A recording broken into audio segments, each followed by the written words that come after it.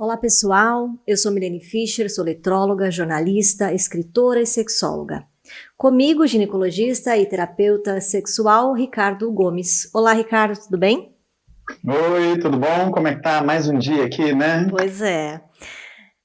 O tempo coloca o mistério, a novidade, o erótico, tudo isso em uma caixinha que fica lá guardada, bem segura. E na verdade chega um momento em que a gente quer mexer em tudo isso, para se renovar e às vezes até para se sentir vivo. Para falar sobre relações duradouras e seus desafios, convidamos a neuropsicóloga, atuando há 16 anos em psicologia clínica, sócia proprietária da Avona, empresa de desenvolvimento humano com programa de transformação para pessoa física e jurídica, Brígida Helena. Olá, Brígida. Olá, tudo bem? Bem. E para começar, eu estava me preparando para essa pauta. E aí me veio na memória uma música do Nando Reis. Obviamente que eu não vou cantar, não se preocupem, não faria isso com vocês. Essa música chama Me Diga, e ela diz assim: se eu acordo preocupado com as providências com uma conta no banco, que eu não tenho dinheiro para pagar, isso me aflige e atrapalha. Faz com que eu não me dê conta de outras coisas, que eu deveria cuidar. Então me diga se você ainda gosta de mim, porque de você eu gosto. Isso não deve ser assim, tão ruim. Brígida, como manter o desejo no casamento com filhos, rotina e conta para pagar? Parece difícil, às vezes quase impossível, né? O segundo consta, as pessoas elas se perdem muito com isso, né? Eu diria que até em função da letra que você trouxe aqui para falar, né? Isso me aflige e atrapalha pensar nessas questões. Porém, todavia, entretanto, né? Como é que a gente pode, então, separar isso, né? Eu digo sempre que as funções nas nossas vidas, elas devem estar em caixinhas e elas precisam ser acionadas no momento delas, digamos assim. Então, se eu estou no momento em casa, já passou o dia, mesmo que eu tenha uma determinada preocupação com a conta do dia seguinte, naquele momento, se eu tenho que dar a atenção aos filhos, ou se eu tenho que dar a atenção à esposa ou ao casamento, no modo geral, é isso que eu devo fazer, né? Então, cada caixinha acionada no seu devido momento, né? Fácil? Não, né? Mas é um treino. Acho que a gente está aprendendo nessa vida hoje, atual, que tudo exige uma disciplina, tudo exige eu tomar decisões a respeito. E é isso que a gente deve fazer, né? Eu decido que vou cuidar do meu casamento e vou cuidar do meu casamento. E aí eu administro essas tensões de alguma forma, né? A gente pode fazer isso com meditação, a gente pode fazer isso com exercícios, com doutrinação mesmo, né? De mim, né? Se vigiar o tempo todo. O tempo todo, nesses aspectos. E estar no momento presente. Acho que esse é um outro ponto. É a disciplina e viver o agora. É isso que vai manter o desejo no casamento. Ricardo, eu entendo que a intimidade, ela abafa um pouco o desejo. A gente esquece de ser gentil, de fazer um elogio, de fazer surpresas, de fato revigorar a relação. Você acha que o tempo de relacionamento, ele acaba com o desejo? Eu acho que não é que ele acaba, ele modifica, né? Então, é que às vezes a gente quer que o desejo se mantenha da mesma forma como é no começo do relacionamento, né? Que tem a paixão envolvida.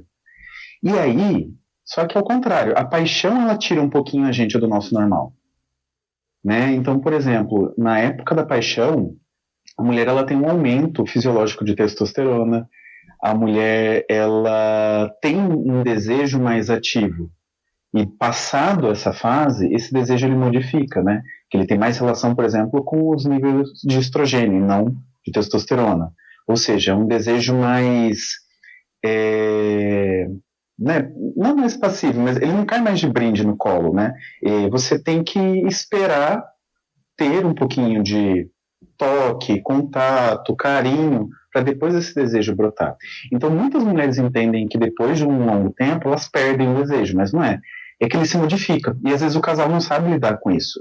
Então, ele deixa de ser um desejo mais ativo e passa a ser mais um desejo receptivo, ele brota de um pouquinho diferente. Enquanto que do homem costuma manter mais ou menos igual, né? E aí, às vezes, aquilo que era muito fácil no início do relacionamento acaba tendo essa diferença, e aí se entende-se que, sei lá, a mulher não tem mais desejo, ou que não está mais interessante o relacionamento. É que ele vai ter mudanças, a gente precisa se adaptar a elas. Né? E uma dessas mudanças é o que vocês falaram, a entrada do primeiro filho, por exemplo, que muda não só a questão de desejo e tudo mais, mas muda toda uma dinâmica daquele casal.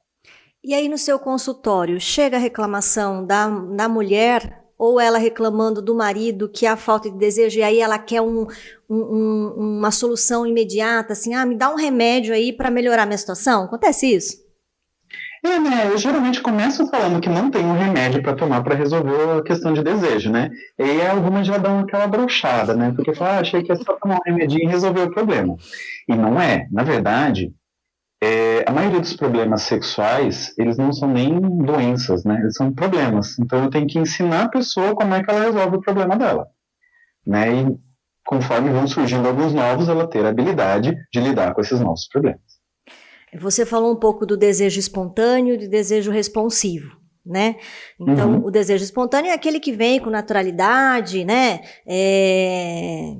Você não precisa buscar meios, alternativas ou ficar se estimulando. Ele chega do nada, né? Você falou que isso é muito comum no início do relacionamento, no caso da paixão e tal. E o responsivo é aquele que você precisa provocar. Né? Então você precisa, de repente, marcar horário para sair com a sua parceria, você precisa comprar um brinquedo novo, sei lá, um vibrador, alguma coisa, propor alguma coisa nova, criar novidades, né, para que esse desejo apareça. O que vocês pensam a respeito disso? Como fazer isso? Brígida. Eu vou tumultuar um pouco essa conversa aqui, porque no meu ponto de vista, né, ou dentro das questões aí que já foram colocadas,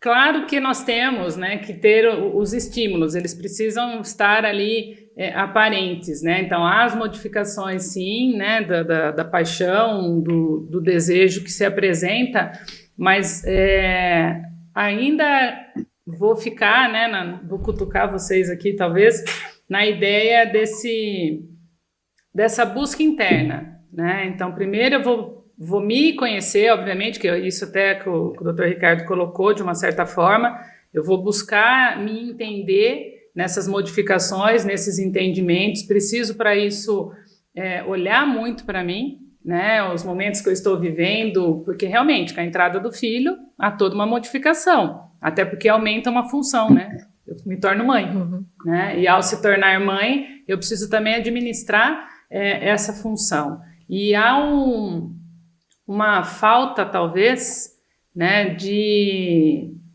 retomar, né, esse olhar para si, inclusive. Que o desejo também ele vai partir de se amar, de se gostar, desse amor próprio, que precisa também estar presente. Então, quando você me diz, né, a respeito do desejo espontâneo, desse responsivo que se torna mais em vigor aí, por conta da fase, da época, talvez até pelo tempo de relacionamento, eu ainda acredito que isso se faz, como é que eu posso dizer, né, numa troca, acho que não é numa cobrança, mas é numa troca, né? E aí sim, claro, precisa ter a noite do casal, precisa ter talvez os bilhetinhos, os estímulos diários, né, para manter aceso esse desejo, né? Eu iria por esse caminho bem provável, mas sempre partindo desse amor próprio. Hoje nós estamos aqui com a Brígida, que é neuropsicóloga, e com o Dr. Ricardo, que é ginecologista. Estamos falando sobre relações duradouras e seus desafios. Ricardo, o erotismo, ele exige um distanciamento da nossa parceria? Eu acho que não, mas é que... Dois contra uma, hein, gente? Eu já tenho a opinião dela aqui, eu já ia achar que você... Eu vou tentar misturar um pouquinho da resposta de agora com a da pergunta anterior. Eu acho que assim, a gente não precisa estar longe para ter o erotismo, né? Não precisa ter a obrigatoriedade da saudade. Mas eu acho que é muito difícil quando a gente, por exemplo, toma o passo de morar junto. Antigamente eu vejo 1 ou 2 vezes na semana. Então, quando eu marco um horário para sair com a namorada, namorado, enfim, você já está pensando, vai ser tal dia. Quando você está morando junto, eu acho que é muito fácil os casais caírem naquela, tá aqui todo dia, pode ser qualquer hora. Mas pode ser amanhã, então. Então, a gente vai empurrando um pouco por conta de várias coisas da rotina, né? Que nem vocês falaram, às vezes estou pensando na conta, às vezes estou pensando nos filhos, e acaba deixando o erotismo um pouquinho de lado, né? Porque vão ter cada vez mais coisas novas, novas funções, como foram faladas já. E às vezes as pessoas não conseguem lidar com isso. Mas, por exemplo, uma forma que eu acho muito legal nisso é essa história da noite do casal, mas eu falo ela de uma outra forma para os pacientes. Agenda o sexo. Aí fala, ai, credo, que sem graça, vou agendar, marcar sexta-feira, dia do sexo. Falei, mas porque você fazia isso na época do namoro, só que não tinha esse nome. No namoro você sabia lá toda sexta, então eu já sabia que sexta-feira ia ter sexo. Então já, desde segunda eu começo a pensar, hoje é segunda. Aí vai chegando quarta, vai chegando quinta. Isso joga na nossa cabeça uma antecipação, faz a gente pensar naquele encontro que está chegando. E mais que isso, a mulher vai lá, vai se depilar, vai se arrumar, o homem até a barba faz, até uma roupa sem furo ele usa, né? Então, quando tá no casamento, a gente tá ali naquela roupa confortável, meio rasgada, meio foló, e a gente vai se perdendo. Chinelão. Segue a camisa a gente vai se perdendo. Né? É difícil se cuidar todo dia. Tem gente que consegue, ok, mas é mais difícil. E quando a gente coloca esse dia do casal, né, pode não ter o nome de agendar o sexo, mas pode ser o dia do casal, fazer coisas de casal, mesmo que sejam pais já, eles vão retomar isso da época do namoro, de se programar para aquele momento, de se preparar, de se cuidar para estar bem com o outro também. Então, são pequenas formas da gente poder fazer esse resgate, né? Outra coisa que eu acho legal de fazer também é que com o tempo, às vezes, a gente esquece de fazer alguma coisa que gostava de fazer juntos. Vou dar um exemplo. Gostava de ir no cinema juntos, na época do namoro. Aí, com o tempo, tá mais fácil assistir aqui na Netflix, na frente do sofá, e perde um pouquinho isso. E, às vezes, só retomar de fazer coisas que gostavam de fazer como casal, você já tem, né, retomada até de memória afetiva que ajuda nas questões da conexão do casal, não só de desejo sexual, né, mas também de intimidade e conexão. Olha só, gente, hoje a gente tem até caneca personalizada aqui, ó, que nós ganhamos da Dom. Eu quero um. Vamos mandar para você. Borogodó. Então tá bom. Olha que coisa mais linda. Você que quer conhecer a Dom, é só entrar em contato pelo @Dom_Fábrica de Podcast. Você pode fazer seu podcast aqui também. Brígida, falando sobre relações duradouras e seus desafios hoje. Amor e sexo são antagônicos ou aliados? Como é que eu vou responder essa pergunta? Eu devia ter jogado para o Dr. Ricardo, né? Mais técnica, falar de antagonismo ou aliança entre esses dois termos, né? Antagônicos não são. Já vamos começar por aí, tá? Aliados, podemos discutir um pouquinho a respeito, né? Eu penso até, falando um pouquinho, inclusive, da pergunta anterior a respeito do distanciamento, né? E essa ideia do amor e do sexo, eu particularmente acredito que exista muita coisa cultural embutida ainda em nossas programações mentais, né? Que estão sendo desfeitas hoje com toda uma situação mais aberta a respeito desses assuntos, né? Tanto erotismo, amor, sexo. Hoje em dia, você tem aí os filósofos falando abertamente sobre isso, você tem as músicas, né, as canções, alguns poetas descrevendo o amor de uma maneira menos sentimental, né, e mais a ser construído, Então, parte também dessa decisão, né? Então, acho que tudo está envolto numa construção. O sexo é instintivo, está na natureza humana, está na nossa construção humana. O amor, ele está ali é uma emoção que pode ser nutrida enquanto um sentimento, né? E a partir daí eles andam juntos, né? E aí acho que tem um pouco dessa coisa de, como é que eu posso dizer? Não são níveis, mas do quanto você se dispõe a vivenciar as suas emoções, os seus sentimentos, né? Então, se eu tiver o amor de uma maneira rasa, vamos pôr assim, não dá para ser dessa forma, mas vamos lá, para tentar ilustrar. Se a gente tiver o amor de uma maneira rasa, eu posso aliar o sexo tranquilamente, vai depender daquilo que me desperta interesse. Né? Nós temos aí agora um monte de nomenclatura, inclusive, a respeito disso. Né? Tem os eu nem sei falar, na verdade, mas tem lá os sápios, né, sexual, tem os demos sexual, tem, né? Então, isso são coisas que estão se aliando na justificativa, né, do sexo. As pessoas parecem que não querem também deixar só no instintivo. Sexo pelo sexo é algo que parece que ninguém admite mais, né? Fica meio complexo. E aí as pessoas precisam colocar alguma coisa para um borogodó aí para para a coisa ficar menos instintiva, né?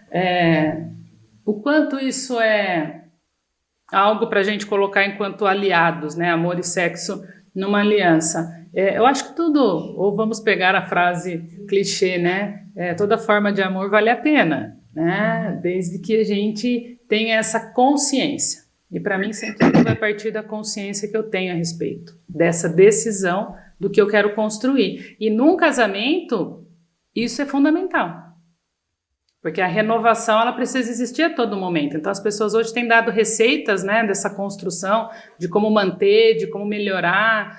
Fala-se sempre em retomar, né, do jeito que o Dr. Ricardo colocou, que é fundamental. Né? Mas até essa retomada, ela não pode ser pensada como igual. Né? É óbvio que retomar a ida ao cinema não é da mesma forma que era quando estava namorando. Né? É uma retomada para dar aquele gostinho, para dar a sensação, mas a gente já está numa outra relação, numa outra maturidade da relação, né?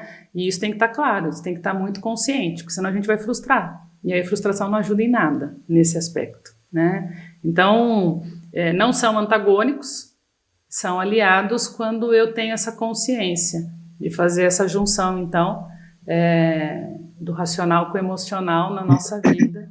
E aí trilha-se um sucesso para isso, na minha perspectiva. Ricardo, amor e sexo, antagônicos ou aliados? Eu acho que são aliados, eles andam em paralelo. Eu acho que assim, a gente pode ter sexo sem amor, a gente pode ter amor sem sexo, mas a gente pode muito bem misturar os dois e que dão um tempero muito bom. Né? Só que o que eu acho que, e eu concordo com isso que ela colocou na frase, tipo, a gente tem uma carga cultural muito grande nisso, né? Em especial no sexo, no amor para a mulher, né? A gente tem uma construção desde da época do romantismo, né? E com frequência desde os filmes e histórias de princesas, as comédias românticas hollywoodianas, que ficam reforçando que a mulher ela tem desejo quando ela está apaixonada ou quando ela está amando, e que o sexo e o amor para a mulher é uma coisa única, que a mulher não consegue ter sexo sem amor, ou que o homem não consegue amar direito porque não tem sentimentos, né? Então, a gente tem várias cargas culturais que dificultam um pouquinho. Enquanto eu espero que a mulher ela precisa estar apaixonada ou amando para poder ter sexo, eu ensino que o homem não pode demonstrar sentimentos. Então essa carga cultural atrapalha muito. Então como é que eu quero que o casal tenha uma vida sexual plena e longa se eu coloco essas coisas? Tipo, um homem, às vezes, se a falar que ama, ou que sente falta, ou se expor emocionalmente, pra gente é muito difícil, né? Eu tenho uma frase que eu vi, acho que no livro de Comunicação Não Violenta, do Marshall Rosenberg, ele fala assim, os homens são treinados a falar de sentimentos pela escola do Sylvester Stallone, do Rambo e do Arnold Schwarzenegger, que é no máximo... E saber demonstrar qualquer tipo de afeto a partir da raiva, né? Se ele tá triste, ele demonstra com raiva. Se ele tá feliz, ele... sei lá, enfim. Então, a gente tem esse lado cultural, onde coloca a mulher muito junto da necessidade do amor para ter o prazer sexual, e do homem que não consegue, não pode demonstrar sentimentos para não diminuir a masculinidade dele.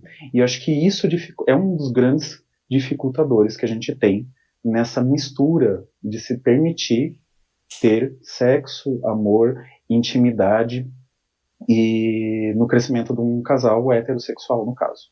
Eu vou interromper para fazer uma complementação disso que o Dr. Ricardo está falando, porque assim, acho que desse final aí que ele trouxe, toda essa questão, essa diferença entre o homem e a mulher, que está ali, todo mundo está entendendo, enxerga isso, e aí o que precisa então para corrigir isso, né? Que é a minha especialidade quando eu vou tratar com os casais ou quando a gente vai falar a respeito disso, né?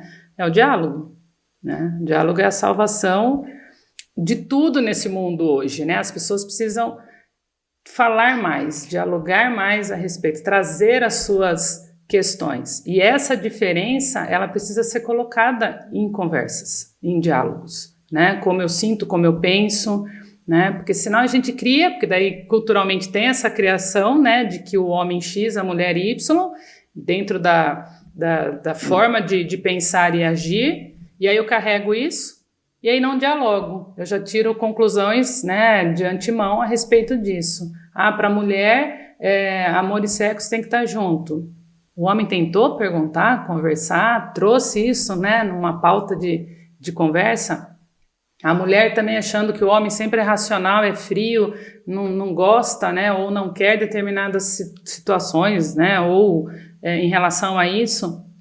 Qual o problema de se falar sobre isso? E as pessoas ainda têm tabus na conversa, no diálogo a respeito disso. Não trazem, né? E é fundamental.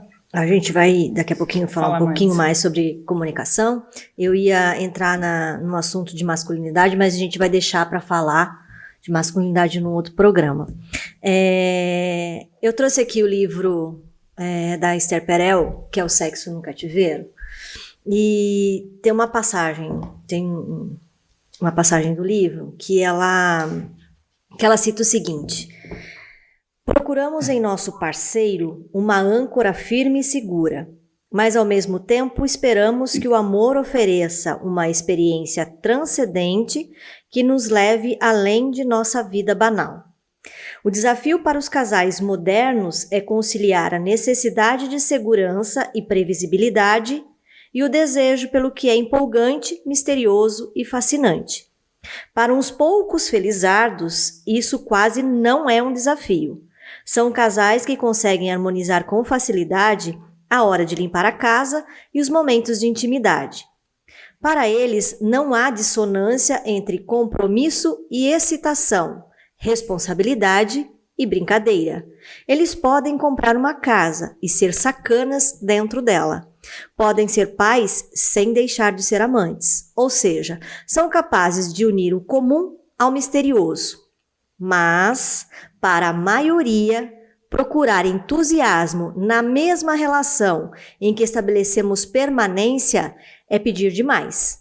E, infelizmente, muitas histórias de amor se desenvolvem de tal maneira que sacrificamos a paixão em nome da estabilidade. Brígida, é possível ter um casamento estável, seguro e ter desejo e erotismo ao mesmo tempo? Sim, é possível. Claro que o texto aqui traz, né, toda vamos dizer, as objeções que podem interferir, né? Mas é possível, desde que, né, novamente, a ideia da decisão, a ideia da consciência, desde que eu esteja para, né, enfrentar ou passar pelos desafios, por aquilo que virá em relação a isso. E, novamente, né, tudo isso vai depender do quanto eu me permito ser clara e o quanto eu permito me apresentar para o outro. Né? Porque isso é o que precisa. Eu preciso saber o limite do outro, eu preciso saber as questões que o torna, né, livre para estar, né? Seja com os filhos, seja ali na hora de agendar o sexo, né? Todos esses momentos eles precisam estar sendo vivificados ou vividos de uma maneira muito consciente. Então, é possível, né, um casamento que está lá numa estabilidade, inclusive dos afetos, obviamente, né? Que isso precisa ser nutrido. O sentimento se nutre. Então, eu preciso nutrir a admiração pelo outro, eu preciso nutrir o que o outro me traz, que me mantém apaixonada por ele. Eu preciso estar com isso sempre vivo, né? Então, e o erotismo faz parte disso, né? Eu preciso manter isso, preciso alimentar isso de alguma forma. Claro que, volto lá de novo no que eu falei no começo, o amor próprio é fundamental para isso. E o amor próprio implica, inclusive, em romper com algumas coisas que também vêm na cultura, né? Porque a gente tem lá um monte de meme que diz que depois que se casa, você relaxa, você fica lá deitadão no sofá assistindo futebol enquanto a mulher está lá cozinhando. Ou então é o dia da faxina, a mulher fala assim... Leva os filhos que eu vou fazer a faxina. Ou ela mesma não se cuida, né? Exatamente, ambos, descuidar. né? Isso é para ambos. E é isso que precisa. Eu preciso manter isso. Então, romper com esse estigma. Existem alguns estigmas aí que precisam ser literalmente destruídos e queimados, pelo amor de Deus. Ricardo, por que muitas pessoas, quando estão numa relação ruim, elas não conversam? Elas se fecham? Então... Conversar sobre coisas boas. Aí vai pedir um remedinho para você, né? Aí vai pedir um remedinho para você. Não, mas é que conversar sobre coisas que incomodam é difícil, né? Primeiro que assim, às vezes a pessoa tem medo de ter qualquer problema, aquilo fazer uma ruptura muito grande no relacionamento. Então vou dar um exemplo um pouquinho fora disso, mas que eu lembrei mais. Às vezes a gente não fala, por exemplo, sobre as nossas preferências sexuais ou fantasias para o parceiro ou para a parceira. Porque tem medo que se eu falar, às vezes pode achar muito estranho e aquilo provocar um desgaste na relação. E da mesma forma vão acontecer com várias outras coisas. Então, às vezes a gente fala assim, não estou muito afim de brigar, eu sei que isso aqui é um assunto que incomoda a pessoa que está comigo, então eu vou me adaptar e vou engolir isso. E às vezes a gente vai colocando para dentro, porque assim, a gente tem N perfis de pessoas, né? Pessoas que explodem e que brigam por qualquer coisa, mínima mudança da rotina dessa pessoa, e aquelas também, o extremo, que engolem tudo, até que uma hora elas explodem, né? Então, assim, às vezes, o receio de ter que desgastar a relação, de ter que gerar um confronto, a gente não fala das coisas, né? A famosa história de ter uma DR, né? Para marcar um dia, para sentar e vamos ter que falar tudo o que está de ruim e tentar melhorar, né? Isso traz também um certo peso, né? Mas a gente poderia, de uma forma muito mais tranquila, ir conversando as coisas conforme vão acontecendo. Eu não gostei do que aconteceu, tal coisa, a gente poderia fazer diferente, né? Então, outro erro muito comum que a gente tem, isso de modo geral, não estou falando de relacionamentos amorosos só, mas até de amizades, ou de colegas, a gente tem a mania de colocar a culpa sempre no outro. Tipo, não é você que me magoou, eu que fiquei magoado com o que aconteceu. Então, o certo é eu falar do meu sentimento, de como eu me senti diante de um fato. E não que foi você que causou isso em mim, né? E aí a gente vai falar sobre formas de comunicação. Eu gosto muito do livro de comunicação não violenta do Marshall Rosenberg, né? Ele tem mais de um livro, né? Eu li 2 dele, inclusive o Vivendo a Comunicação Não Violenta, que ele dá exemplos de como você fazer isso no dia a dia, né? E quando você fala mais de si mesmo, ao invés de apontar o dedo para o outro, a gente começa a ter formas mais fáceis de lidar com assuntos difíceis, né? E por que a gente geralmente evita? Porque geralmente vira uma trocação de tiro, né? Eu aponto para você, você aponta para mim e não sai do lugar. Então, para evitar esse tipo de coisa, geralmente a gente faz o quê? Evita conversar, evita pôr lenha na fogueira. Agora, se a gente falasse isso de forma mais adequada, seria mais tranquilo, mais natural, e não haveria o desgaste em Somos qualquer muito tipo de diplomatas. Será? Será que isso é diplomacia? Um acaba deixando para o outro, ou vai deixando, e a hora que vê o negócio já está... Não, partindo do que o doutor Ricardo trouxe, as pessoas elas temem, elas têm o receio da reação do outro. Então, para evitar, não, e isso vai gerar dor de cabeça, isso vai gerar um estresse, é diplomacia pura, né? Eu, quando atendo os casais, percebe-se, assim, a comunicação é sempre muito diplomática, sempre na ideia de, não tô afim de estressar hoje, né? Mas, assim, se eles entendessem, e aí é dica, hashtag dica, né? Fica a dica. Se eles entendessem que é necessário, na verdade, né? A DR, no caso, ou ela não tem uma necessidade de ser estressante, mas ela tem necessidade de passar por esse movimento, que acaba, de alguma forma, estressando, por eu não entender que faz parte, que o arco-íris está no fim, né? Tipo assim, o tesouro está lá no fim do arco-íris. Porque é assim que a gente consegue toda a libertação, acho que dá uma libertação mesmo.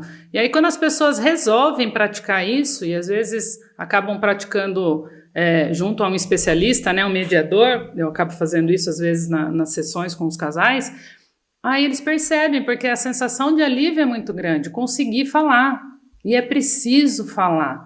Só que o grande problema, né, que surge, além dessa diplomacia que eu mencionei, é o não saber ouvir. As pessoas não sabem ouvir. Nós não fomos preparados para ouvir, né? E aí a gente tem essa dificuldade. E aí, só complementando também, porque essa conversa, do jeito que a gente está falando, nada mais é do que os ajustes que a gente vai precisando ao longo do tempo da relação, né? Porque, assim, a gente muda. Se a gente está falando de um relacionamento longo, às vezes 10, 20 anos, eu não sou a mesma pessoa de 10, 20 anos atrás. Minha parceira não é a mesma pessoa de 10, 20 anos atrás. E a gente vai ter novas necessidades que vão vindo com o tempo que não existiam antes. E para isso a gente precisa fazer os ajustes, né? Então, o casal passou a morar junto, teve uma mudança. Passou a ter um filho, teve uma mudança. E a gente precisa ter os ajustes já para essas mudanças grandes. Mas às vezes outras mudanças menores podem ir acontecendo. Tipo, algo que eu gostava, deixei de gostar, ou algo que eu não gostava, ou nunca tinha visto, passei a gostar, e às vezes eu preciso daquela necessidade, preciso conversar sobre isso. Eu casei, mas, poxa, eu preciso sair no meu dia do futebol com os amigos. Ela tá aqui junto comigo, mas ela pode sair com as amigas para ir num barzinho, conversar, sabe? Ter o espaço de um do outro, e esse diálogo é importante para a gente poder definir o limite desses espaços também, né, e das nossas necessidades, como indivíduo e como casal. E esse vai deixando, chega uma hora que você não tem mais energia, assim, você fala, não quero mais falar sobre isso, às vezes já falou várias vezes, o parceiro, como você disse, não estava ouvindo, estando numa situação dessa, né, é tão desgastante, então a pessoa não tem mais nem energia para colocar no relacionamento. Ela já pode ter tentado várias vezes e não tem a contrapartida da parceria. Como é que ela vai melhorar? Ela já está de saco cheio. Como é que ela vai melhorar? Vai ter vontade de melhorar? Ela acaba deixando. Como é que você vê isso? Como é que ela muda essa relação? Me colocou na berlinda agora, como é que eu vou responder isso, né? Pensando nos casos aí ou nas possibilidades. Que nem você comentou, né? Às vezes a pessoa fala assim, vamos sair para jantar. Sim. Aí o cara fala assim, não, nós vamos gastar um dinheiro, né? Sim. Então ela propõe uma outra coisa. Então vamos sair para caminhar hoje, a gente conversa, tal, a gente não vai gastar. Não, hoje eu vou assistir meu futebol, vai lá você. Né? E aí não tem esse momento. E aí nunca conversa também, não tem, né? Ou às vezes até sai, vai pro restaurante e só fala dos filhos, né? Que é muito comum. E aí, né? Na verdade, assim, né? Quando é que nós vamos estar aqui falando para todas as possibilidades, né? Para todos os tipos de circunstâncias aí que os casais possam estar vivendo. E realmente, né? Geralmente quando vai buscar ajuda, quando vai... É porque já tem a ideia de que não tem mais o que fazer, já fiz de tudo, né? E ele não muda, e ela não muda, e nada melhora, e nada acontece. Mas aí eu vou de novo, qual é o raciocínio que a gente precisa ter dentro disso, né? O quanto, e aí de novo olhar para si, né? O quanto eu estou entendendo de mim, né, vamos dizer assim, ter chegado aonde chegou a situação. E aí é trabalho meio de formiguinha, é voltar ali e ir reestabelecendo situações. Então, é um processo, não dá para resolver da noite para o dia. Primeiro porque ninguém muda ninguém, não vai se mudar, né? Só vai ficar bom se ele se tornar X. Esquece, não vai acontecer, né? Eu hoje desejo algo que caminhe de forma XYZ, então ele também precisa me acompanhar. Amigo, se eu não fiz o processo, se eu não fui dialogando, se eu não fui me apresentando nas minhas alterações, isso não vai acontecer. Então a ideia é, cheguei no meu limite, estourei, né? Então eu falo assim que a gente precisava viver a vida de maneira preventiva. Ninguém vive a vida de maneira preventiva. Só se procura o médico quando já está lá estourando, só se procura auxílio quando já não tem mais o que fazer, e não é para isso que existem, né, os apoios, desde da medicina, né, tradicional e todas as outras. Elas deveriam ser preventivas, né, dentro do aspecto de termos as possibilidades de lidar com as coisas conforme elas vão surgindo, né? Então, assim, dá jeito? Dá. Sempre vai ter a solução. Mas o problema já se transformou, está gigante, está monstro, né? Para de olhar o problema e vamos focar na solução. Tem, sempre vai ter. E aí começa de novo a história, desde a minha predisposição em me entender, me reconhecer, tomar consciência e fazer o movimento. Mas e se outra parte não quiser? Né? Então, podemos chegar nesse momento? Podemos chegar nesse momento, a outra parte não quer. Ela não acha que seja plausível fazer, né, olhar para isso ou aceitar essas situações, circunstâncias. E isso independe, tá? A gente colocou a questão cultural também. Às vezes não é o homem porque a tendência é achar que é o homem que não quer mudar, que não muda nunca, ou que não quer fazer o movimento. Tenho muitos homens que me procuram para situações de casal, né? Eu preciso trazer a minha esposa e a gente precisa fazer uma terapia de casal. Claro que a maioria ainda é a mulher. A mulher é quem busca, porque ela que quer, né, se resolver ou melhorar a situação, porque o homem está lá na ideia de que está tudo bem, né? Mas tem muitos homens hoje procurando, pedindo esse auxílio também, né? E a terapia de casal, ela não necessariamente é só para reconstruir um casamento, na verdade, né? A terapia de casal, ela é para justamente ambos se encontrarem no que eles precisam, no que eles querem, e aí sim decidir se vão continuar juntos, se não vão, para que caminho vão seguir. Então, assim, solução tem, né? Agora, nós estamos falando aqui de relações duradouras, né? Elas têm saída? Sempre terá. Mas ainda assim, o principal é você se encontrar, né, na sua particularidade, individualidade, para fazer a escolha, para fazer as decisões em relação a isso. Nós falamos aqui da importância da comunicação, e inclusive o Ricardo citou isso, vamos ter uma DR, senta aqui, vamos conversar, não funciona muito, né? Na hora que você chegar, a gente vai conversar, que eu preciso falar com você, é péssimo. Agora, a pessoa quando chega também, que ela fica o dia todo pensando, não, preciso falar isso, ela chega com aquela ideia formada do que ela quer falar, de tudo. Ela tem a sensação que ela não vai ouvir. Que parece que ela tem toda a razão de tudo aquilo que ela está falando e ela quer, na verdade, só despejar aquela situação. E aí, a hora que o outro vai colocar, ela não aceita. Existe muito disso também, né? Bastante. Justamente porque não sabemos ouvir, né? E isso também é treino. Acho que tudo na nossa vida, de um modo geral, ou nesse nosso desenvolvimento evolutivo, né? Precisa dessa atenção, desse cuidado, né?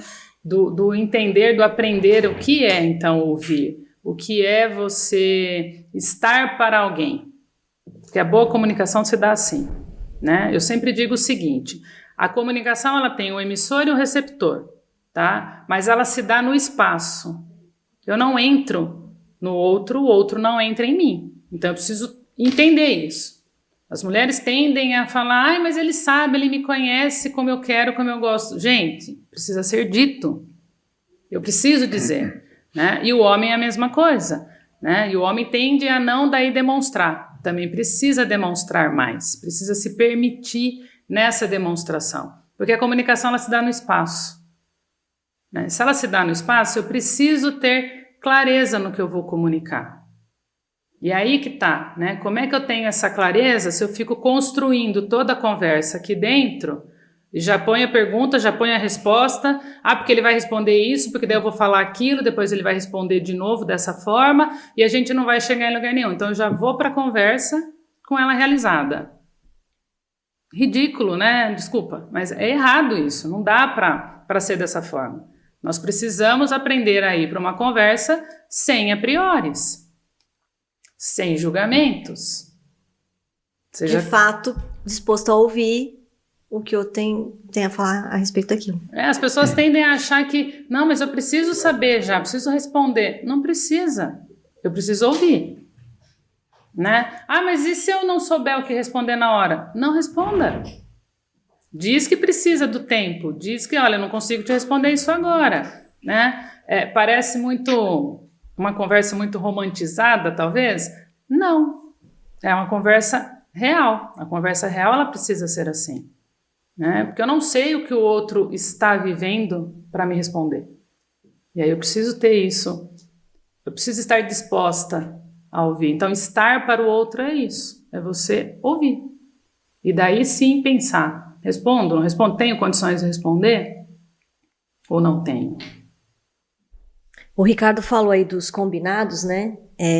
Eu venho de uma geração que a gente não tinha essa história de fazer os combinados. Hoje está muito, se falando muito disso, né? Então, antes de você firmar um relacionamento, se você casar, enfim, você, né, entrar na igreja mesmo, vamos dizer assim, você já vai com os combinados, né? E isso tem que ser renovado com frequência porque, como você disse, a gente vai mudando, o nosso gosto vai mudando, nossa expectativa, evolução intelectual, uma série de coisas, né?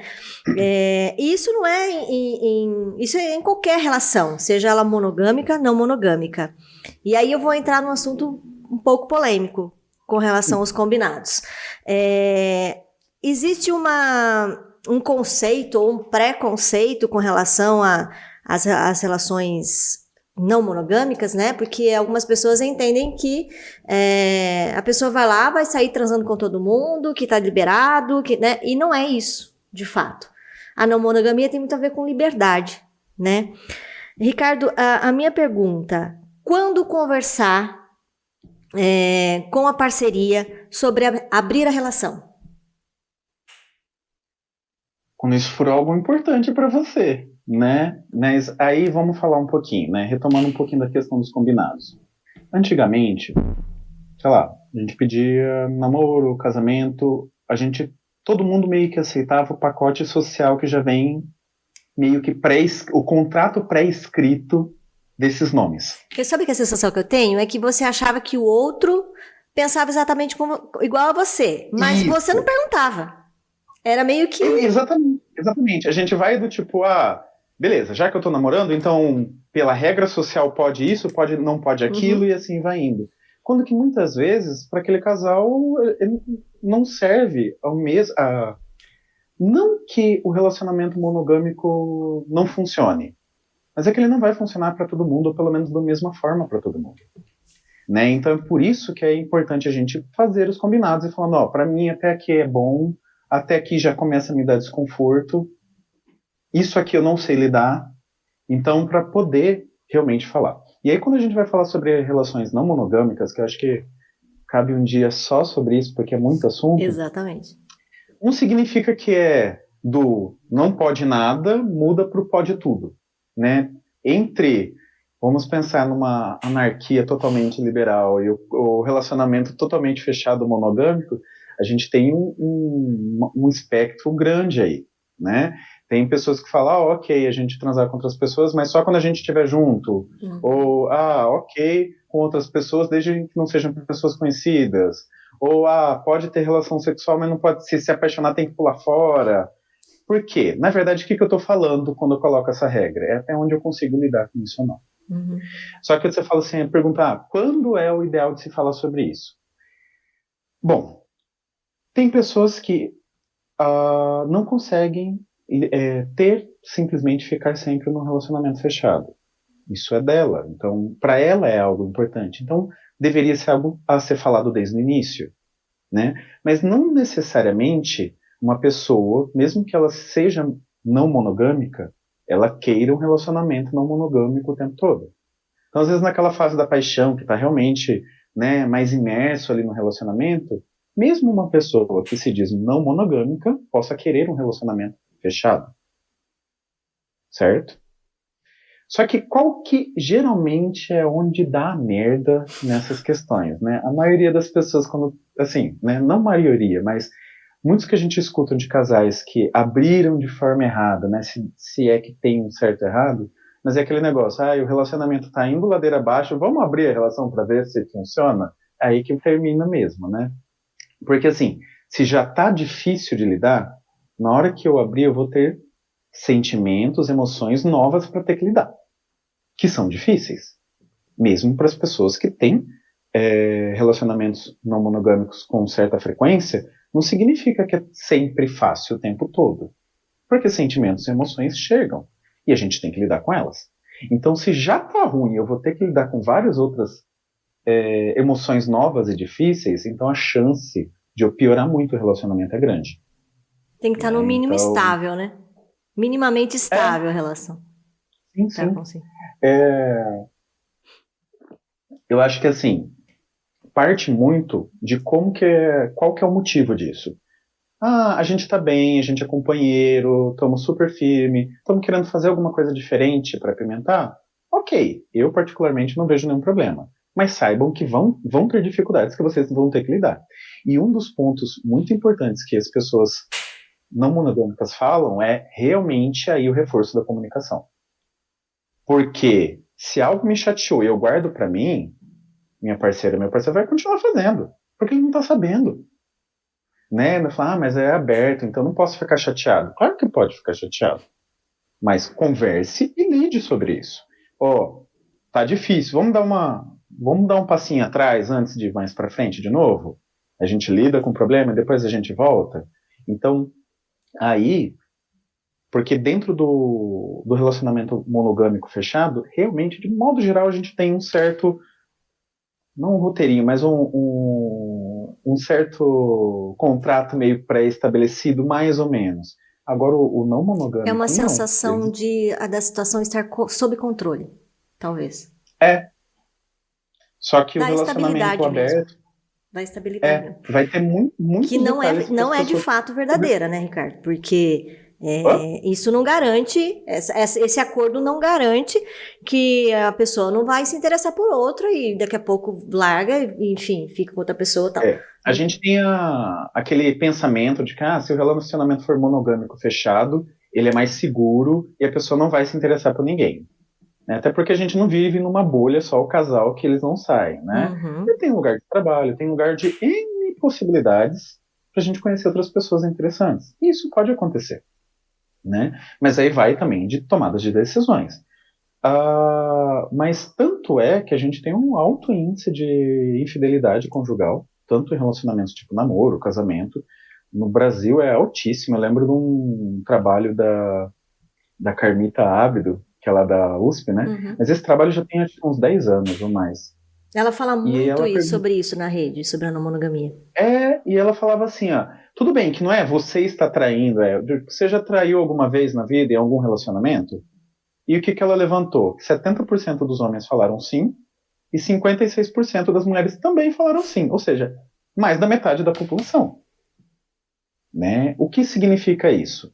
Realmente, o relacionamento totalmente monogâmico ele não é simples como as pessoas pensam. Né? Às vezes é socialmente ok, tá todo mundo bem, não está acontecendo nada, mas se ele funcionasse para todo mundo, a gente não teria essa alta taxa de infidelidade conjugal. né? Mas aí entra várias coisas, do tipo, tudo bem, eu pular cerca, mas se a pessoa que tá comigo fizer isso, aí vai ser difícil. É isso que eu Porque ia é mais falar. fácil lidar. Já já a gente vai falar sobre traição também, mas que é o nosso último para encerrar o programa. Mas eu queria perguntar pra Bia o seguinte: já teve uma situação assim no seu caso, por exemplo, a pessoa chega e fala assim, eu tenho um relacionamento extraconjugal. E aí, sei lá, de repente você fala assim, tá bom, então abre o seu relacionamento, deixa que sua parceria também tenha outras pessoas, né? E aí a pessoa fala assim, não, mas aí não vai dar certo, né? Aí a pessoa fala assim, não, mas se você tá dando certo pra você, por que não vai dar certo pra sua esposa ou pro seu marido? Não, mas aí não dá certo. Quer dizer, dá certo pra um que tá ali e não dá certo, quer dizer, a minha opinião com relação a isso é que ele não consegue lidar com o desejo do outro. Então, na verdade, é isso que você está dizendo, né? Eu falo, é um assunto muito delicado porque ele é muito relativo, né? Tem todas essas questões que o Dr. Ricardo colocou, mas para mim ele cai sempre numa relatividade, porque somos seres individuais, né? E temos aí os nossos desejos também de uma certa forma individual e temos uma história que a gente carrega desde quando a gente nasceu, os ambientes que a gente tem, toda essa questão não só cultural, né? Mas do que são as nossas crenças. E aí, quando eu falo aqui de crenças, obviamente que não são as religiosas, né? Essas ainda já atrapalham mais ainda, né? Se for pensar. Eu tô falando de crenças que a gente adquire mesmo. Claro que a maioria delas, elas estão pautadas, elas vêm direcionadas do religioso, né? Até porque, historicamente, a gente tem um período enorme, né, na história que impôs tudo isso.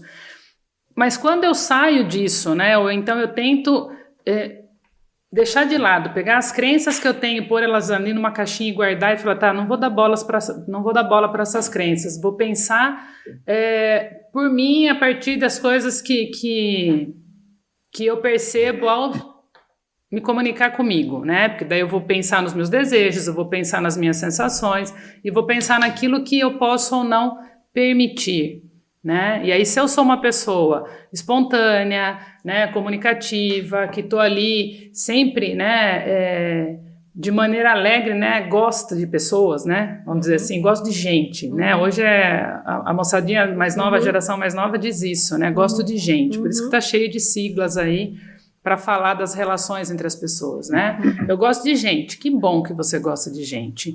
Mas e aí, como é que eu vou administrar ou como é que eu vou lidar com esse gostar? Porque daí ele tem níveis também, né? Então, a ideia que a gente se casa com alguém que é nossa alma gêmea, perfeita, plena e nos complementa, é absurda, né? Ela beira até uma coisa meio ridícula, porque a gente não tem isso, a gente não acha tudo numa única pessoa. E se eu não acho tudo numa única pessoa, eu preciso entender que se eu não acho, o outro também não acha. Por que tem casais que brincam gostosamente com essa ideia, né? Você viu que bonita aquela ali? Olha aquele cara que lindo, né? Tem casais que conseguem dialogar nesse nível, né? De estar num ambiente social e demonstrar. Olha como é lindo, né? Olha como aquela pessoa me atrai. E fala isso, né? Para o parceiro, para a parceira, de modo natural. Que não ofende. Por quê? Porque desde quando... Que é a história de não ter os ciúmes, né? Tem muitas pessoas que não têm ciúmes. E é bom não ter ciúmes, né? Dentro desse aspecto. É claro que a gente não pode só não ter os ciúmes, né? É bom ter também de vez em quando. Mas mais uma pauta para o nosso programa, Ricardo. Tem que voltar a falar sobre ciúmes. Sobre ciúmes. O que vai, né? Porque aí que tá, né? Quais são os limites aí dessas informações? Porque são muitas informações. A questão do quanto o outro me desperta, por que ele está me despertando, por que eu não posso falar isso para o meu parceiro. Tudo isso precisa estar no diálogo, né? Precisaria estar lá no contrato inicial, obviamente, né? Porque quem sou eu? Eu sou um ser de relações. E se eu sou um ser de relações, o outro também é, né? Qual é a minha inocência de achar que eu vou encontrar alguém que vai estar para mim, né? Para mim no sentido de único, exclusivamente para mim. Ninguém, gente, nós somos seres de relações. Não tem como estar único, exclusivamente. eu não vou estar para o outro, né, de maneira plena, e tenho que saber que o outro também não vai estar de maneira plena. Mas, né, ainda temos uma questão cultural muito forte, e ainda pesa dentro, né, da nossa estrutura patriarcal machista, né, abrindo parênteses, não sou feminista, tá, gente? Mas vamos lá. Dentro dessa ideia... A cara da Milene. Dentro dessa ideia... Controvérsias. Há controvérsias. Dentro dessa ideia, né, ainda historicamente falando, os homens têm a crença de que eles podem, né? Mais do que a mulher. Sim. Né? Então ainda está muito nisso, né? Tá. Rapidamente, para a gente encerrar, a gente falou sobre combinado, sobre traição. Existe uma questão que a gente não conversa, inclusive, quando a gente está no começo do relacionamento, é o que é de fato a traição, né? Ver vídeo pornô é traição ou não é traição para você? Né? Sei lá, ter amizade com pessoas do outro sexo, do sexo oposto, enfim. Independente da relação, né? Se é hétero, se é homoafetivo, enfim.